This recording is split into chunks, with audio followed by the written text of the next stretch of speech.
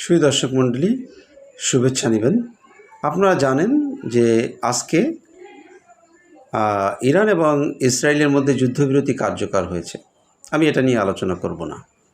আমি আলোচনা করব যুদ্ধবিরতি কেন কার্যকর হলো। কারণ এই যুদ্ধবিরতি কার্যকরের পিছনে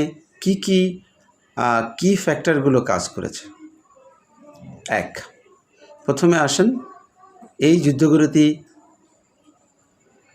পিছনে যেটা এসছে সেটা হচ্ছে ইরানের তীব্র আক্রমণ এবং ইরানের মিসাইলের ক্ষমতা এবং ইরান যেই স্ট্র্যাটেজিক্যালি তারা ডিসিশন নিয়েছিল সেটা হচ্ছে যে তারা সংসদে হরমুজ প্রণালী বন্ধের একটা নীতিগত সিদ্ধান্ত নিয়েছিল।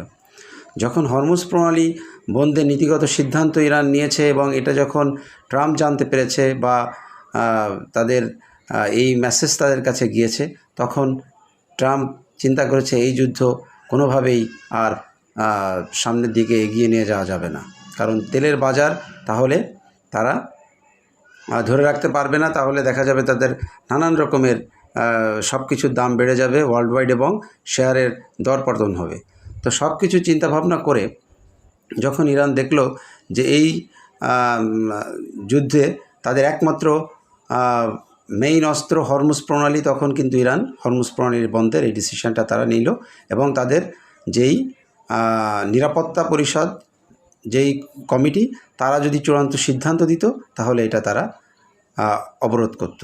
তো যাই হোক, যদিও এই ধরনের যেই কিছু ডিসিশনের কারণে এবং ইরান যেহেতু বলেছিল যে আমেরিকা যেহেতু সরাসরি এই যুদ্ধে অংশগ্রহণ করেছে এবং ইরানি আণবিক